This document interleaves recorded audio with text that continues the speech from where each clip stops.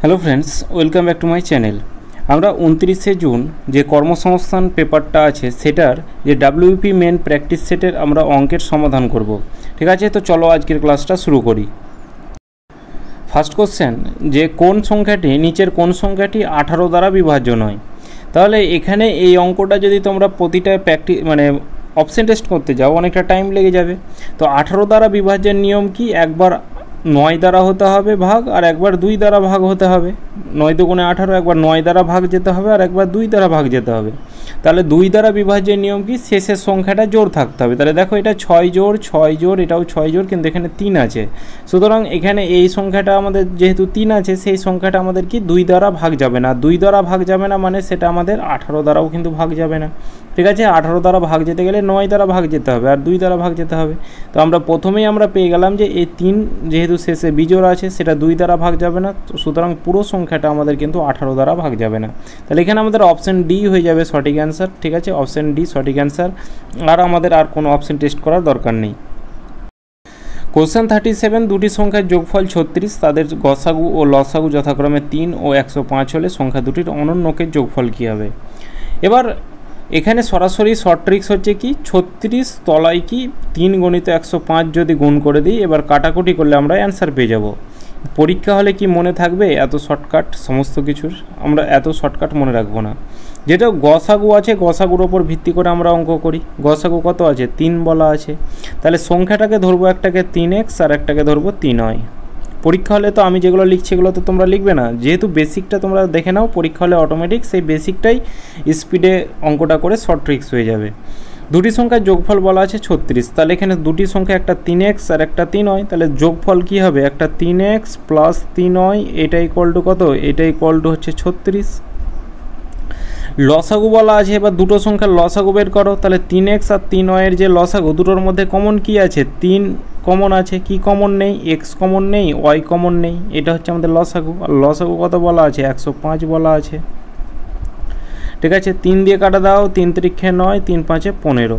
আর এখানে যদি আমরা 3 কমন নিই তাহলে কি হবে? 3 × 12 = 36। তাহলে x প্লাস ওয়াই এটা ইকুয়াল টু কত পেলাম? এটা ইকুয়াল টু 12 পেলাম। আর x গণিত y এটা কত পেলাম? 35। তাহলে এখান থেকে আমরা আর কিছু করব না, জাস্ট অপশান টেস্ট অপশান বলছি। আবার এখানে এই গুণ করে নেব, তাহলে 5 × 7 = 35 হয়। 5 আর 7 যোগ করলে আবার 12 হয়। তাহলে প্রথমটাকে 7 ধরি, বড় যেহেতু প্রথমে, তাহলে 7 × 5 = 35 হয়। তাহলে ওপরের সংখ্যাটাকে 7 প্রথম সংখ্যাটাকে এটাকে 5 যোগ করলে 12 হয়। তাহলে এখানে আমাদের আর ফর্মুলা কোনো করার দরকার নেই। তাহলে একটা সংখ্যা 7 পেলাম, একটা সংখ্যা y পেলাম। এবার সংখ্যা দুটির অনন্যকের যোগফল। তাহলে সংখ্যা দুটি কী কী? একটা সংখ্যা 7, তাহলে 3 × 7 = 21 একটা সংখ্যা, আর 3y, এর ভ্যালু কত? 5, তাহলে একটা সংখ্যা 15। এদের অনন্যক মানে কি? উল্টো। তাহলে 1/21 প্লাস 1/15। এদের লসাগু কত হবে? তাহলে 3 × 7 21, 3 × 5 15। তাহলে দুটোর মধ্যে কমন কি আছে? 3 কমন আছে। কি কমন নেই? 7 কমন নেই, 5 কমন নেই। তাহলে এটা হয়ে গেল আমাদের লসাগু 21। তাহলে ওপরে হবে 5, তলা এদিকে 3 × 5 = 15, এদিকে হবে 7। তাহলে এদিকে 7 আর 5 যোগ করলে কত হবে? 12। আর এদিকে তলায় 3 × 7 × 5, তাহলে 3 × 4 = 12, তাহলে ওপরে 4 তলায় 35। এটাই হয়ে যাবে সঠিক অ্যান্সার। কিছু ছাত্র মিলে একটি পিকনিকের আয়োজন করলো। খাবারের জন্য 500 টাকা বরাদ্দ হলো, কিন্তু 5 জন ছাত্র পিকনিকে যেতে পারলো না, আর যার জন্য তাকে খাওয়ার খরচ 5 টাকা বাড়িয়ে দেওয়া হলো। কতজন ছাত্র পিকনিকে গিয়েছিল? তাহলে কতজন ছাত্র পিকনিকে গিয়েছিল? ধরলাম x জন ছাত্র পিকনিকে গিয়েছিল। সবাই টোটাল কত টাকা দিয়েছে? 500 টাকা। তাহলে একজনের কত টাকা? তাহলে x জন ছাত্র যদি 500 টাকা করে দেয়, তাহলে একজন কত টাকা দিবে? তাহলে 500/x টাকা। এটা হচ্ছে একজন ছাত্রের টাকা। এবার কি হলো? 5 জন ছাত্র পিকনিকে গেল না। তাহলে x জন গিয়েছিল, তার মধ্যে 5 জন গেল না বলছে। তাহলে কজন যায়নি? x - 5 জন যায়নি। তাহলে x - 5 জন কত টাকা দিয়েছে? 500 টাকা। তাহলে একজনের কত? তাহলে ওপরে 500, তলায় x - 5। এবার এই যে 5 জন যায়নি তার জন্য 5 টাকা কিন্তু বেশি লেগেছে, ঠিক আছে, খরচ 5 টাকা বেশি পড়েছে। তাহলে আগে তাদের একজনের খরচ কত ছিল 500/x টাকা, কিন্তু এখন তাকে 5 টাকা বেশি লাগছে, তাহলে +5 করব। তাহলে এটা সমান হচ্ছে এটা। এবার এটাকে সলভ করলে অ্যান্সার চলে আসবে। তাহলে 5 এটাকে সমান এই সোজা রাখবো, তাহলে 500 তলায় হচ্ছে x - 5 প্লাস 500 এক্সটা এদিকে আনবো -500 তলায় x, এটাকে নিয়ে চলে আসবো। এবার এক্সের অপশানটা টেস্ট করলেই আমাদের অ্যান্সার চলে আসবে, আর অপশান টেস্ট না করলে অনেকটা বড় হয়ে যাবে, এক্সের স্কোয়ার চলে আসবে। তো এখানে এক্সের মান যদি আমরা প্রথমে 15 দিয়ে 15 থেকে 5 10, 15 দিয়ে তো 500 কাটবে না, অপশান এ হবে না। এবার 20 থেকে 5 মাইনাস করলে 15 হবে, এটাও হবে না। অপশান সি দেখব 25। তাহলে প্রথমে 500 আছে, 500 তলায় 25 - 5 মানে কত হচ্ছে 20, তাহলে এদিকে হচ্ছে কত 25 মাইনাস এদিকে কত 500/x, এক্সের ভ্যালু কত 25, 25 দুগুণে 50 অর্থাৎ 20। তাহলে 25 থেকে 20 বাদ দিলে কত হচ্ছে 5, তাহলে এদিকেও 5 এদিকেও 5, স্যাটিসফাই করছে, অপশান সি সঠিক অ্যান্সার। 5টি সংখ্যার গড় 10 হলে যে সংখ্যাটি যোগ করলে এদের মানে কোনো একটা সংখ্যা যোগ করলে সেই সংখ্যাটার গড় হয় 12, তাহলে সেই সংখ্যাটি কত? তাহলে 5টা সংখ্যার গড় 10 হলে মোট কত হবে? তাহলে 50 মানে 5 × 10 50 হবে টোটাল সংখ্যা। এবার একটা সংখ্যা যোগ করা হলো, সংখ্যা কটা ছিল 5টা সংখ্যা ছিল, একটা সংখ্যা যোগ করা হলো মানে কটা হলো 6টা। এদের গড় কত হলো 12 হলো, তাহলে এখানে মোট কত হবে? তাহলে 6 × 12 72, এটা হবে মোট। তাহলে সেই সংখ্যাটা কত? আগে 50 ছিল, একটা সংখ্যা যোগ করার পর কত হলো 72 হলো, তাহলে কত বেড়েছে 22 বেড়েছে, তাহলে সংখ্যাটা কত 22।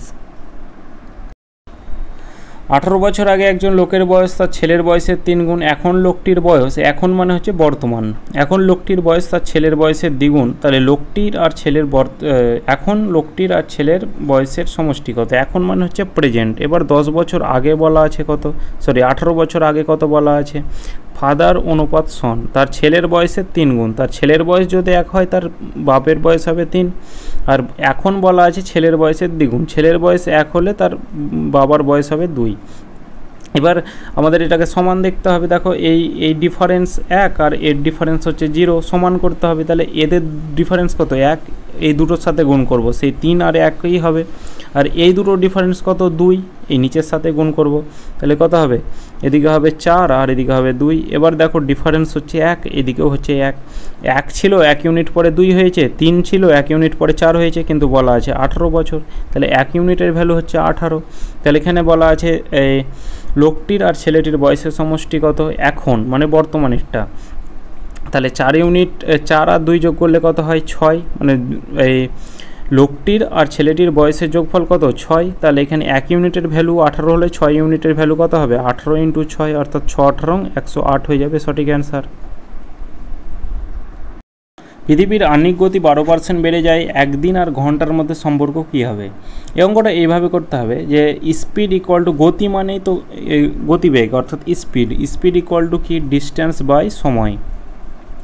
তাহলে প্রথমে তার ডিস্ট্যান্স যদি তার গতিবেগ প্রথমে ধরলাম 100 ছিল স্পিড, তাহলে টাইম কত হবে? তাহলে টাইম ঘন্টা বলা আছে, ঘন্টা মানে একদিন বলা আছে, একদিন আর ঘন্টা মানে কি একদিন মানে 24 ঘন্টা ধরে নাও, তাহলে টাইম হবে 24 ঘন্টা। বেগ 12% বাড়লো মানে গতি, তাহলে 112 হলো, তাহলে সময় কত হলো জানি না, এক্স করে দাও। এবার কি স্পিড ডিস্ট্যান্স দুদিকে বের করো, তাহলে অ্যান্সার চলে আসবে। ডিস্ট্যান্স ইকুয়াল টু কী হয় স্পিড ইন্টু টাইম, তাহলে স্পিড হচ্ছে এইটা, টাইম হচ্ছে এইটা, তাহলে 100 × 24 এদিকটা ডিস্ট্যান্স, এটা ইকুয়াল টু করো, এদিকে ডিস্ট্যান্স বের করো, তাহলে এটা হচ্ছে স্পিড আর এক্সটা হচ্ছে টাইম, তাহলে এদিকেও ডিস্ট্যান্স এদিকেও ডিস্ট্যান্স। প্রথমে স্পিড টাইম বের করবে, তারপর ডিস্ট্যান্স ইকুয়াল করে দেবে, তাহলে অ্যান্সার চলে আসবে। 4 দিয়ে কাটা দিলে 4 × 6 = 24, 4 দিয়ে কাটা দিলে 4 × 2 = 8, 4 × 8 = 32, 4 দিয়ে কাটা দাও 4 × 7 = 28, 4 দিয়ে কাটা দাও 4 × 5 = 100, 6 × 25 = 150, তলায় হচ্ছে কত 7, এটাই হবে এক্সের ভ্যালু, এই টাইমটাই আমাদের চেয়েছে সম্পর্ক। তাহলে এখানে 7 দিয়ে কাটা দাও 3 × 7 = 21, 7 × 2 = 14, 7 × 14 1 0, 7 × 1 = 7, 21 দেখো একটাই অপশানে আছে 21, অপশান সি। তাহলে 7 × 7 3 ভাগ শেষ থাকছে, 3 ওপরে তলায় 7, 21 পূর্ণ 3/7 ঘন্টা সমান 1 দিন, অপশান সি হয়ে যাবে সঠিক অ্যান্সার। পিটার একটি জিনিস তার প্রকৃত মূল্যের ওপর 20% ছাড়ে কিনলো। প্রকৃত মূল্যের ওপর, প্রকৃত মূল্য 100 টাকা, 20% ছাড়ে কিনেছে, মানে সে কিনেছে কত টাকায়? সে কিনেছে নিশ্চয়ই 80 টাকায়। সে দামে কিনলো, সে যেই দামে কিনলো তার থেকে 40% বেশি দামে বিক্রি করলো, তাহলে বিক্রি করলো কত টাকায়? 40% বেশি দামে। যে দামে কিনেছে, তাহলে 80 টাকার জিনিসটা সে 40% বেশি দামে বিক্রি করেছে, মানে কত? 140/100 টাকায় বিক্রি করেছে, তাহলে 8 14 112। এবার বলা আছে নতুন মূল্য প্রকৃত মূল্যর থেকে শতকরা কত বেশি। এই যে এই নতুন মূল্যটা প্রকৃত মূল্য কত ধরেছিলাম? 100 ধরেছিলাম, কত বেশি? 12 বেশি। এবার আমাদের শতকরা চেয়েছে, শতকরা কত বেশি? তাহলে পার্সেন্টেজ থেকে বৃদ্ধি পাওয়া মানে সেটা আমাদের 100 থেকে বৃদ্ধি পাওয়া মানে সেটা আমাদের পার্সেন্টেজে বৃদ্ধি পাওয়া। তাহলে 100 ছিল 112 হয়েছে, তাহলে আমাদের 12% বেড়েছে। রোহিত শর্মার খরচ আর সঞ্চয়ের অনুপাত, খরচ আর সঞ্চয়ের অনুপাত 3:2। তার আয় 10% বাড়ে, খরচও 12% বাড়ে, সঞ্চয় কত শতাংশ বাড়বে? তাহলে এখানে খরচ আর সঞ্চয়ের অনুপাত, খরচ আর সঞ্চয়ের যে রেশিও সেটা বলা আছে 3:2। ঠিক আছে, 3:2। তাহলে এখানে আমাদের আয়টাও বের করে নাও। তাহলে আই ইকুয়াল টু কি? খরচ প্লাস সঞ্চয়, মানে ইনকাম সমান কি হয়? সে খরচ কত টাকা করেছে আর সে সঞ্চয় কত টাকা করেছে সেটাকে যোগ করলে আমাদের ইনকাম হবে। তাহলে 5 টাকা হচ্ছে তার আয়। ঠিক আছে, এবার তার আয় 10% বাড়ছে। এইটাকে এক কাজ করে নাও, এই প্রতিটার সাথে 100 গুণ করে দাও, তাহলে আমাদের কাটাকুটি করতে সুবিধা হবে। তাহলে এখানে 300 হলো, 200 হলো, 500 হলো, মানে অনুপাতের ক্ষেত্রে তো 3 2 5, সেটাকে 100 করে গুণ করে দাও। 300 200 500, 30 20 50 গুণ করলেও হবে, কিন্তু একটু পয়েন্ট চলে আসবে, তাই আমরা সবসময় 100 দুটো শূন্য রাখবো, তাহলে কাটাকুটি করতে সুবিধা হবে। তার আয় 10% বাড়লো, তাহলে তার আয় 500 ছিল, 500 10% বাড়লো, তাহলে 10% বাড়লো মানে কত? 110/100 বা 11/10, তাহলে 5 11 55, অর্থাৎ 550 হলো। খরচও 12% বাড়লো, খরচ 300 ছিল, 300 12% বাড়লো, তাহলে 300 12% মানে কত? 112 তলায় 100, এই 0 0 কেটে দাও, 3 2 6, 3 3 336 হলো। সঞ্চয় ইকুয়াল টু কি? আয় থেকে খরচ মাইনাস করলে সঞ্চয় হয়, তাহলে এখানে আমাদের 550 থেকে 336 মাইনাস করো, তাহলে এখানে 550 থেকে 336 যদি মাইনাস করি তাহলে কত হবে? 4 3 × 4 কে 14 আরে 214। ঠিক আছে, এবার বলা আছে সঞ্চয় তার কত শতাংশ বাড়লো। তাহলে সঞ্চয় প্রথমে কত ছিল? 200 ছিল, এখন কত হলো? 214 হলো। কত বাড়লো? 14 বাড়লো। ঠিক আছে, শতকরা কত বেড়েছে? শতাংশ চেয়েছে, তাহলে 14 বাড়লো, কত থেকে বেড়েছে? 200 থেকে বেড়েছে, ইন্টু পার্সেন্টেজের 100 করে দাও, তাহলে 2 দিয়ে 7 2 14, অর্থাৎ 7% বেড়েছে। যদি 4 ব্র্যাকেটে এর মূলধন সমান 6, বি এর মূলধন সমান 10, সি এর মূলধন হয়, তাহলে 4650 টাকা লাভের মধ্যে সি কত টাকা পাবে? মানে এটার অর্থ হচ্ছে 4 গণিত এ সমান কি 6 গণিত বি সমান হচ্ছে 10 গণিত সি। এবার এর মান বের করো, বি এর মান বের করো, সি এর মান বের করো। তাহলে এর মান কি হবে? যার সাথে যে থাকে তাকে তার কোনো দিন ভালো লাগে না, তাহলে এর সাথে কে আছে? 4 আছে, তাহলে 4কে ভালো লাগবে না। কাকে ভালো লাগবে? বি এর 6কে ভালো লাগবে, আর সি এর 10কে ভালো লাগবে। বি এর মানটা কত হবে? বি এর সাথে 6 আছে, তাহলে 6কে ভালো লাগবে না, এ এর 4কে ভালো লাগবে, আর সি এর 10কে ভালো লাগবে। সি এর মানটা কত হবে? এর সিকে কাকে ভালো লাগবে? এ এর 4কে ভালো লাগবে, আর বি এর 6কে ভালো লাগবে। 2 দিয়ে কাটো, 2 দিয়ে কাটা দিলে 2 দিয়ে কাটো, 2 দিয়ে কাটা দিলে 5, 2 দিয়ে কাটা দিলে 5, 2 দিয়ে কাটা দিলে 3, আবার 2 দিয়ে কাটো, 3 2 6, 2 দিয়ে কাটো 2, 2 দিয়ে কাটো 2, আর যাবে না, তাহলে 3 5 15, 5 2 10, 3 2 6। তাহলে এ অনুপাত বি অনুপাত সি এর ভ্যালু কত পেলাম? 15 10 6, টোটাল কত? তাহলে এদিকে হচ্ছে 25 আর 6 হচ্ছে 31, টোটাল হচ্ছে 31 ইউনিট টাকা, কিন্তু এখানে বলা আছে 4650 টাকা। তাহলে 31 ইউনিটের ভ্যালু হচ্ছে 4650 টাকা। তাহলে 1 ইউনিটের ভ্যালু কত হবে? তাহলে তলায় 31। এবার সি কত পাবে? সি এর ভ্যালু কত? 6, তাহলে 6 ইউনিটের ভ্যালু বের করে নাও।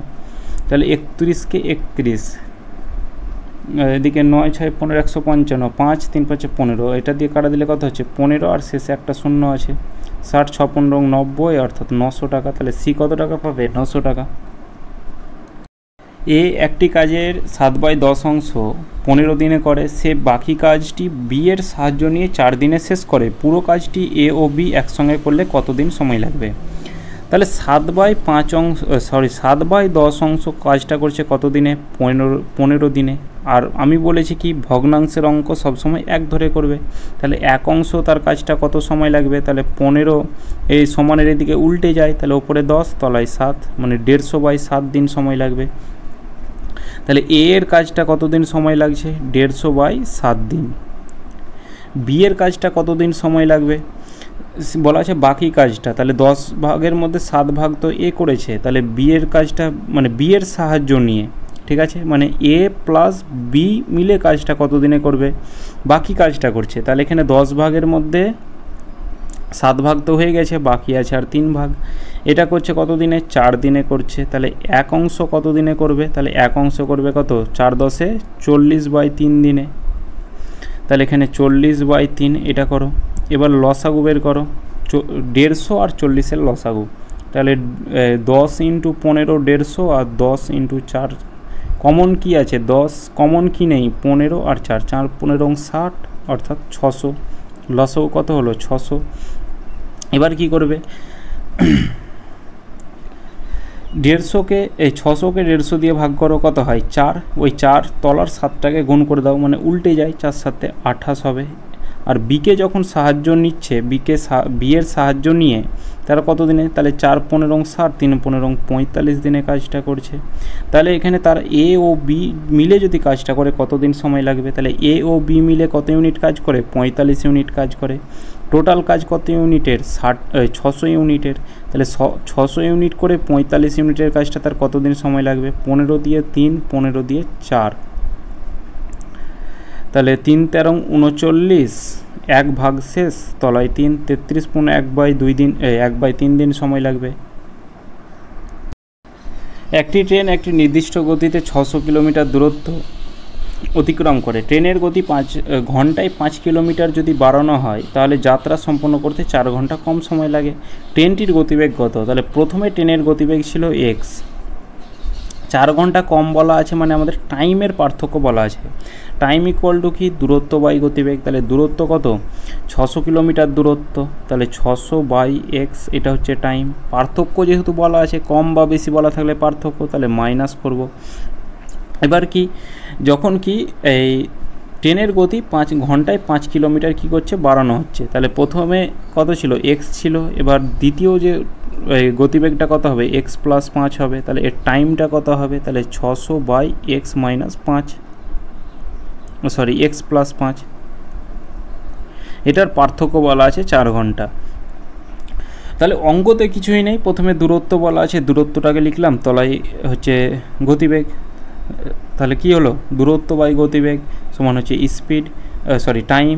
আর এদিকেও টাইম গেলো দূরত্ব বাই গতিবেগ, এদিকেও টাইম, শুধু জাস্ট এখানে বাড়ানো হয়েছে, এদিকে টাইম কমছে। আর টাইম যখন কম মানে পার্থক্য, এটা ইকুয়াল টু পার্থক্য বলা আছে। এখানে আমরা যদি লসাগু করতে যাই তাহলে অনেকটা বড় হয়ে যাবে। অপশন টেস্ট করব।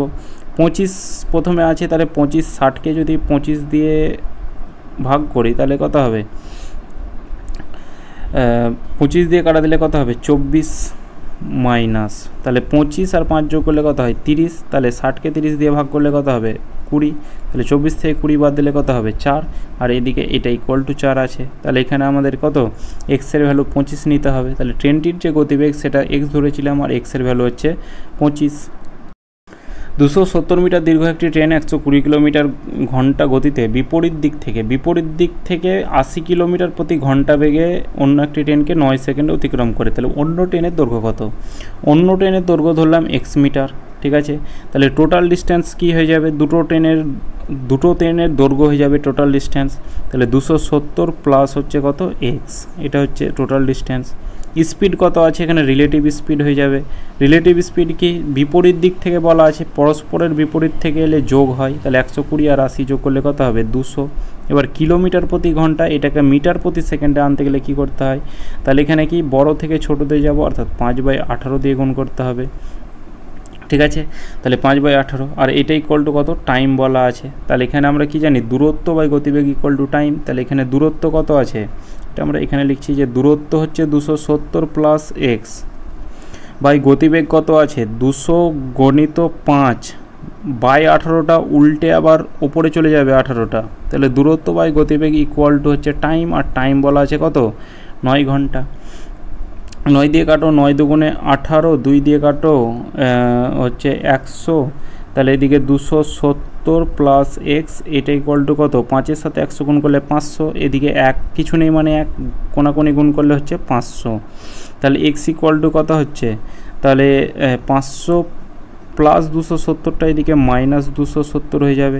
তাহলে এদিকে কত হচ্ছে 230, এটাই হয়ে যাবে আমাদের সঠিক অ্যান্সার। বার্ষিক 4% সরল সুদের হারে 4 বছরের শেষে 848 টাকার ঋণ কতগুলি সমান বার্ষিক কিস্তিতে পরিশোধ হবে। তাহলে 848 টাকার ঋণ, তাহলে প্রথমে 4% সরল সুদ, প্রথমে টাকাটা ছিল 100 টাকা, তাহলে 100 টাকা 4% সরল সুদ মানে কত 104 টাকা হবে। তারপরে আবার 4% মানে 4 টাকা যোগ হবে মানে 108 টাকা হবে, তারপরে আবার 4 টাকা যোগ হবে মানে 112 টাকা হবে। এভাবে আমাদের কিস্তিটা বের করতে হয়। মানে প্রধান টাকাটা কত ছিল, প্রধান অর্থাৎ মেন টাকাটা 100 ধরেছি, ঠিক আছে, এটা একটা ধরে নেওয়া। তাহলে এটাকে যোগ করলে কত হবে 8 4 12, 2 14 4 2 আর এদিকে 4 424। কিন্তু এখানে বলা আছে 848 টাকার ঋণ, আর এখানে পেলাম 424, তাহলে এটার ভ্যালু হচ্ছে 848। তাহলে 1 ইউনিটের ভ্যালু কত, তাহলে এটার দ্বিগুণ অর্থাৎ 2। তাহলে কতগুলি সমান বার্ষিক কিস্তিতে পরিশোধ করতে হবে, টোটাল আমরা ধরেছিলাম 100, তাহলে 100 ইউনিটের ভ্যালু কত হবে, তাহলে 2 × 100 সমান হচ্ছে 200, তাহলে 200ই হয়ে যাবে আমাদের এটার সঠিক অ্যান্সার। বার্ষিক এত % চক্রবৃদ্ধি হারে 3 বছরে কোনো আসল সুদে আসলে এত টাকা হয়, তাহলে আসল কত টাকা, তাহলে এত % মানে কত 4 6 24 25, 25/4 আর পার্সেন্ট উঠে তলায় 100 হয়, তাহলে ওই ওপরের 25 তলায় 100 কাটে 4 হবে, আর এদিকে তো 4 আছে মানে 1/16, ঠিক আছে। 6 পূর্ণ 1/4% মানে হচ্ছে 1/16। 16 টাকা যদি প্রিন্সিপাল হয়, 16 টাকা যদি আসল হয়, 1 টাকা সুদ যুক্ত হয়ে সুদ আসল কত হবে 17 টাকা হবে। এরকম কত বছর বলা আছে 3 বছর বলা আছে, তাহলে 16 এদিকে 17 এদিকে 16 এদিকে হচ্ছে 17।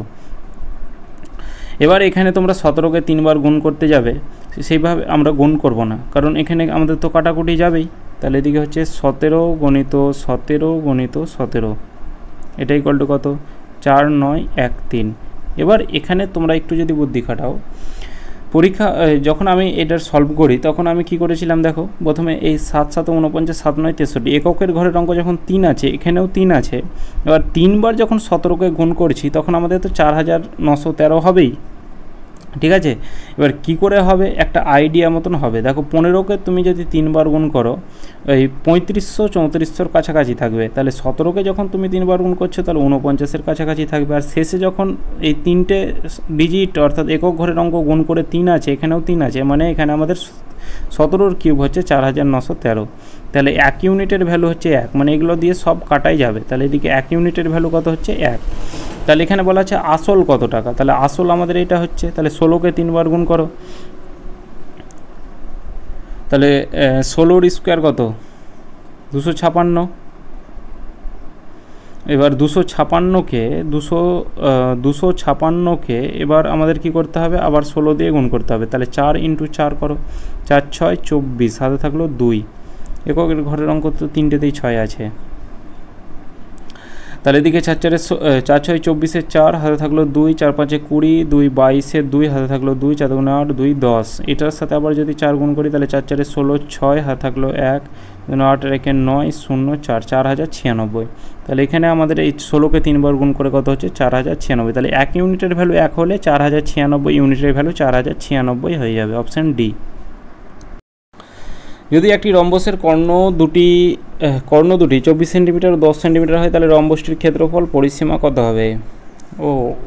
রম্বসের ক্ষেত্রফলের ফর্মুলা হচ্ছে হাফ ইন্টু 1 নম্বর ডায়াগোনাল ইন্টু দ্বিতীয় ডায়াগোনাল, কিন্তু এখানে আমাদের পরিসীমাও চেয়েছে। তাহলে হাফ ইন্টু ডায়াগোনাল অন কত বলা আছে, কর্ণ, প্রথম কর্ণ বলা আছে 24 আর দ্বিতীয় কর্ণ বলা আছে 10, 2 দিয়ে কাটা দাও 12, তাহলে ক্ষেত্রফল কত হচ্ছে 120। ক্ষেত্রফল 120 মানে এই অপশান এ, বি আর ডি তো হবে না, এবার এ আর সি এর মধ্যে হবে। এটা যদি আমাদের কর্ণ হয়, রম্বস হয়,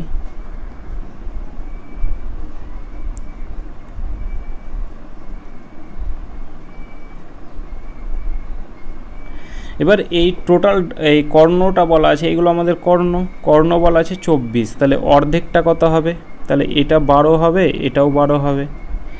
আর এদিকটা বলা আছে কত 10 সেন্টিমিটার, তাহলে এই অর্ধেক এটা 5 হবে, এটা 5 হবে।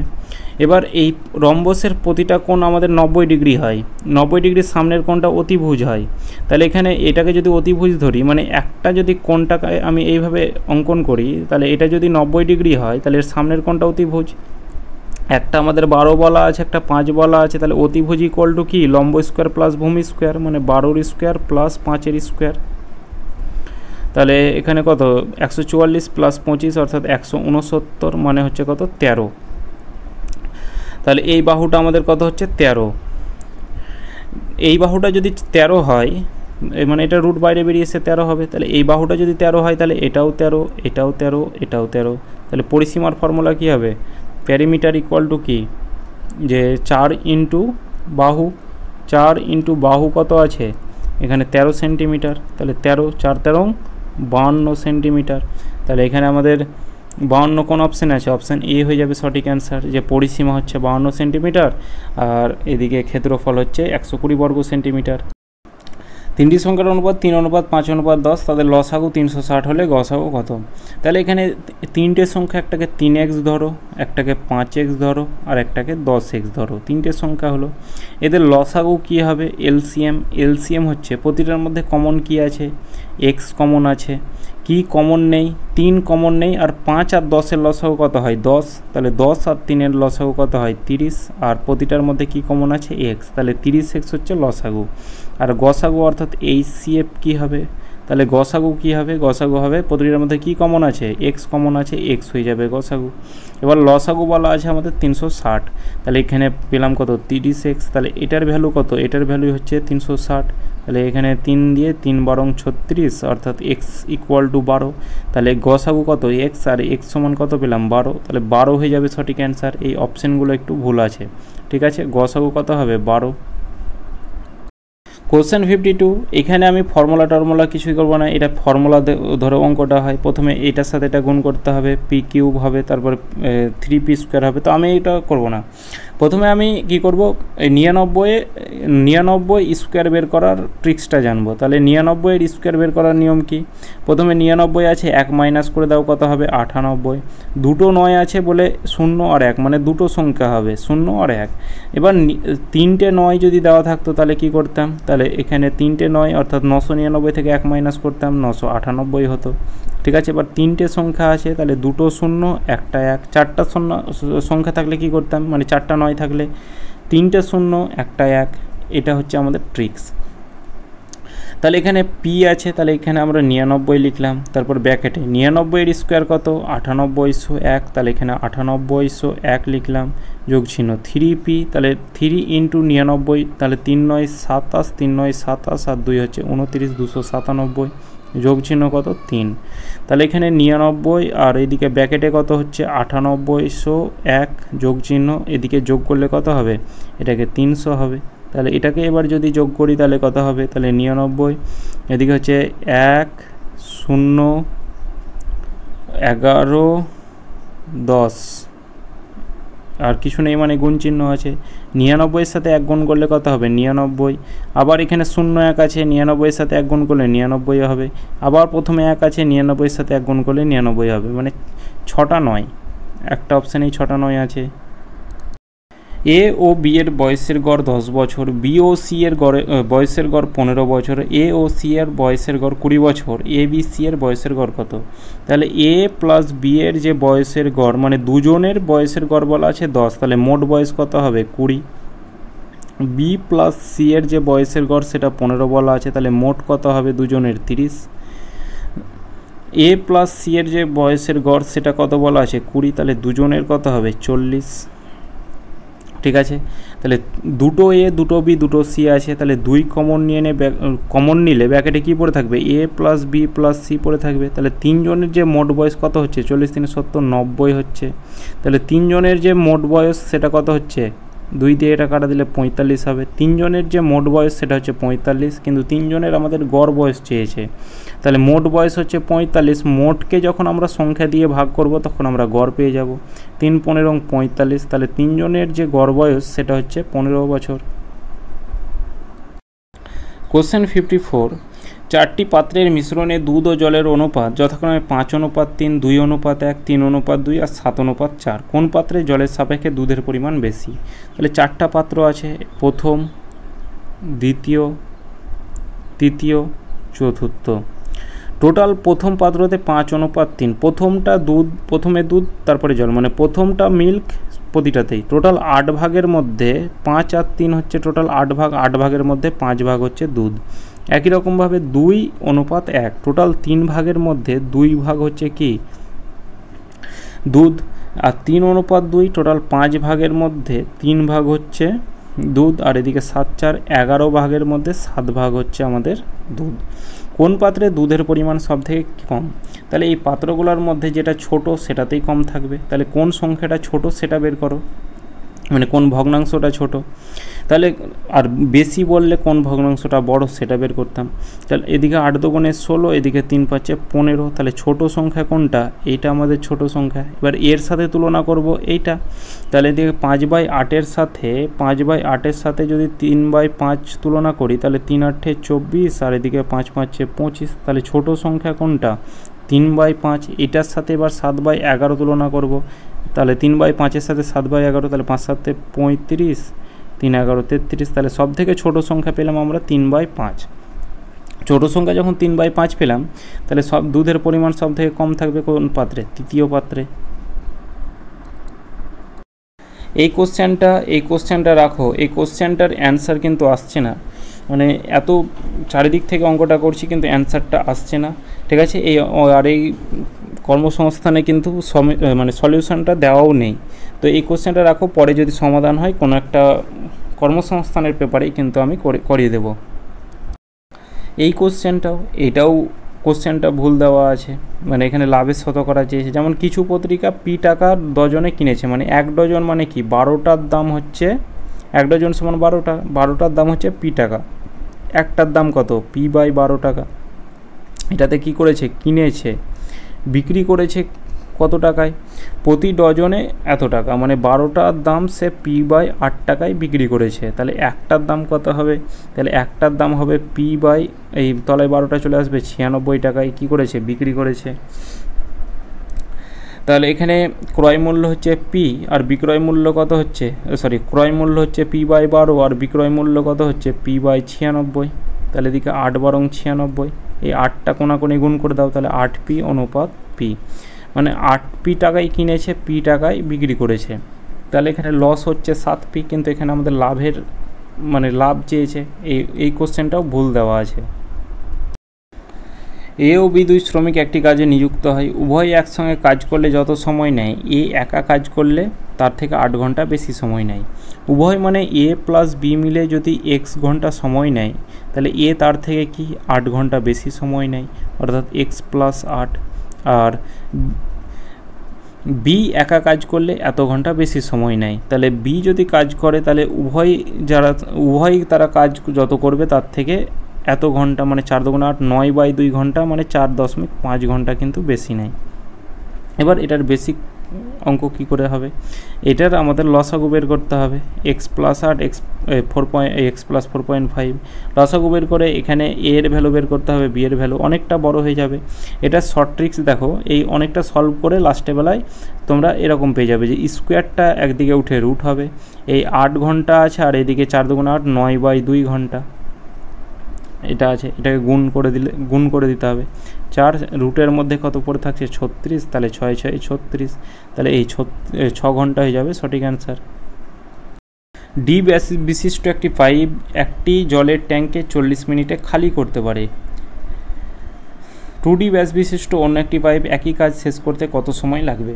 তাহলে এখানে ব্যাস মানে কি 2R, এটা ইকুয়াল টু হচ্ছে ডি, ব্যাসার্ধ কত হবে তাহলে d/2, এখানে এরিয়া কি হবে, এরিয়া হবে পাই আর স্কোয়ার, আর মানে কত d/2 মানে d²/4, এর সময় লাগছে 40 মিনিট।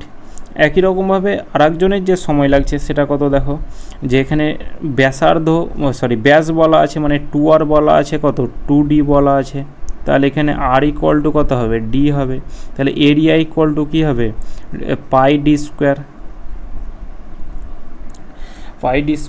তাহলে এদিকে পাই d² তো কাটাই যাবে, তাহলে 1/4 আর এদিকে কত এলো 1 এলো অনুপাত। ঠিক আছে, এবার বলা আছে 2D কতক্ষণ সময় লাগবে, তাহলে প্রথমটা যদি 40 সময় নেয়, এটার 1/4 অংশ কি দ্বিতীয়টা সময়, মানে এটার 1/4 মানে এটার তো 4 গুণ, এটার 4 গুণ হচ্ছে 1, তাহলে এখানে 40-এরও 1/4 গুণ করে দাও, তাহলে এখানে 4 × 10 = 40, তাহলে দ্বিতীয়টার মানে এই 1/4 যেটা পেয়েছি সেটাকে গুণ করে দাও, তাহলে এদিকে 40 গুণিত কত 1/4, তাহলে 4 × 10 = 40, অর্থাৎ 10 মিনিট সময় লাগবে। ডি ব্যাসে যদি 40 মিনিট সময় লাগে, তাহলে 2D ব্যাস মানে ওর থেকে বড়, সময় কম লাগবে, তাহলে সময় মানে বড় পাইপ, তাহলে এখানে 10 মিনিট সময় লাগবে, অপশান বি। এক ব্যক্তি তার প্রকৃত গতিবেগের 10/9 বেগে 39 কিলোমিটার পথ 2 ঘন্টা 20 মিনিট 24 সেকেন্ডে অতিক্রম করে, তাহলে তার প্রকৃত গতিবেগ কত? তাহলে এই প্রকৃত গতিবেগ হচ্ছে 9, আর স্বাভাবিক বেগ হচ্ছে কত 10। ঠিক আছে, আর স্বাভাবিক বেগ বলা আছে এত কিলোমিটার এত সেকেন্ড অতিক্রম করছে, এখানে বেগের রেশিও বলা আছে। ঠিক আছে, স্বাভাবিক বেগ, তাহলে এখানে বেগ ইকুয়াল টু কি স্পিড ইকুয়াল টু হচ্ছে ডিস্ট্যান্স আপন এ টাইম, তাহলে ডিস্ট্যান্স কত আছে 39 কিলোমিটার, কিলোমিটারটাকে মিটার করতে গেলে 1000 দিয়ে গুণ করতে হয়, তাহলে 39,000 মিটার হয়ে গেল, তাহলে মিটার প্রতি সেকেন্ড হয়, তাহলে এখানে 2 ঘন্টা, 1 ঘন্টা সমান আমরা কত জানি 3600 সেকেন্ড, তাহলে 2 ঘন্টা সমান হচ্ছে 7200 সেকেন্ড, 7200 সেকেন্ড, 1 মিনিট সমান 60 সেকেন্ড, তাহলে 20 মিনিট সমান হচ্ছে কত 1200 সেকেন্ড, আর এদিকে আমাদের 24 সেকেন্ড বলা আছে, যোগ করো, তাহলে 4 6 8, ওহো এদিকে 4 2 4 8 8 4 2 4 8 4 2 4, এটা হয়ে গেল আমাদের সেকেন্ড, তাহলে এটা মিটার প্রতি সেকেন্ড হলো। তাহলে 10 ইউনিট, এখানে আমাদের গতিবেগ স্বাভাবিক বেগ কত বলা আছে 10 ইউনিট, আর এখানে বেগ কত পেলাম এইটা, তাহলে 10 ইউনিটের ভ্যালু কত 39,000,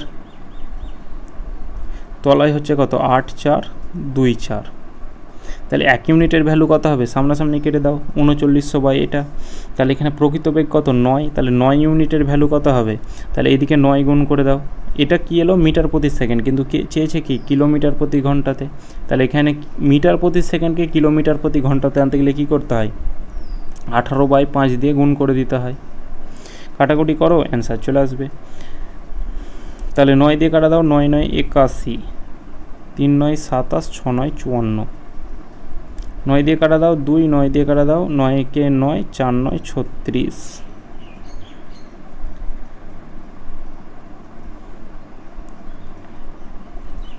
4 5, 9 2 18, 9 দিয়ে 9 কে 9, 4 9 9, 6 9 54, 3 6 9 54, ঠিক আছে। তেরো 91, 8 তেরো 80, এটা দিয়ে কাটা দিলে কত হবে 8, 13 দিয়ে কাটা দিলে 8 হবে, 13 দিয়ে কাটা দিলে 3 13 39, 300 হবে। 5 দিয়ে কাটা দাও 5 6 30, 0, কাটাকুটিটা ভুল হলো, 1 ইউনিটের ভ্যালু এত, তাহলে 9 ইউনিটের ভ্যালু এত, তাহলে এখানে 9 দিয়ে এটা কাটা দাও, তাহলে 9 দিয়ে 9 9 81, 3 0 3 9 27 হলো, এদিকে 6 9 54, তাহলে আবার 9 দিয়ে কাটো, 9 দুগুণে 18, 9 দিয়ে 9 কে 9, 4 9 36, 5 দিয়ে কাটো, ও সরি 2 দিয়ে কাটো, এটা 2 দিয়ে 5 দুগুণে 10, 2 দুগুণে 4, 13 দিয়ে কাটো, 4 তেরো 52, 13 দিয়ে কাটো 3 তেরো 39, 300, 5 দিয়ে কাটো 5 6 30, 60, 4 দিয়ে কাটো 4 15 60, তাহলে এখানে কত এলো 15 কিলোমিটার প্রতি ঘন্টা, এটাই হয়ে যাবে আমাদের সঠিক অ্যান্সার। 20 লিটার দুধ ও জলের মিশ্রণে দুধ ও জলের অনুপাত 3:2, পরপর দুবার 10 লিটার মিশ্রণে ওই মিশ্রণ তুলে নিয়ে সমপরিমাণ দুধ মেশানো হলো, তাহলে ওই মিশ্রণে দুধ ও জলের অনুপাত কত? তাহলে এখানে মিল্ক আর ওয়াটারের যে রেশিও সেটা কত বলা আছে? 3:2 বলা আছে। টোটাল কত ইউনিট? টোটাল হচ্ছে 5 ইউনিট, কিন্তু টোটাল এখানে কত বলা আছে? 20 লিটার বলা আছে। তাহলে 5 ইউনিটের ভ্যালু 20, 1 ইউনিটের ভ্যালু কত? 4। তাহলে এখানে 3 ইউনিটের ভ্যালু কত হবে? 3 4 12, আর এদিকে 2 ইউনিটের ভ্যালু হবে 8 হবে।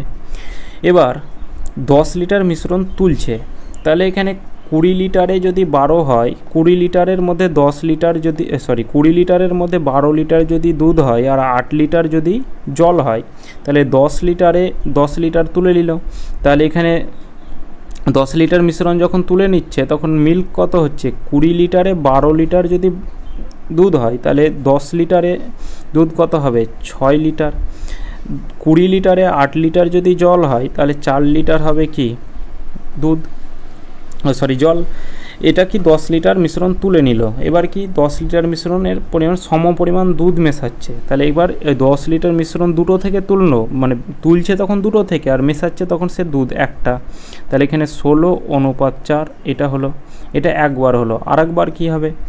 20 লিটারের মধ্যে 12 লিটার যদি দুধ হয়, তাহলে 10 লিটারে 16 লিটারের মধ্যে কত হবে? তাহলে এখানে 8 হবে, এটা 2 হবে। এই আগের অঙ্কর মতোই, মানে দুটো থেকেই 10 লিটার করে তুলে নিলাম, তাহলে এখানে 8 হলো, এখানে 2 হলো। এবার কি আবার 10 লিটার কি দুধ মিশিয়ে দিচ্ছে, তাহলে এদিকে কত হলো? এদিকে দুধ হয়ে গেল 18, আর জল মিশাচ্ছে না, তাহলে জল হয়ে গেল 2। দুধ আর জলের রেশিওটা চেয়েছে, তাহলে এখানে কত হবে? 2 দিয়ে কাটো, 2 দিয়ে 9 দুগুণে 18, অর্থাৎ 9:1। তাহলে দুধ আর জলের যে রেশিও সেটা হবে 9:1। তো এটাই 60টা কোশ্চেন ছিল, মানে 60 নম্বর পর্যন্ত। তো আজকের ক্লাস এতদূর পর্যন্ত। চলো দেখা হচ্ছে নেক্সট ক্লাস।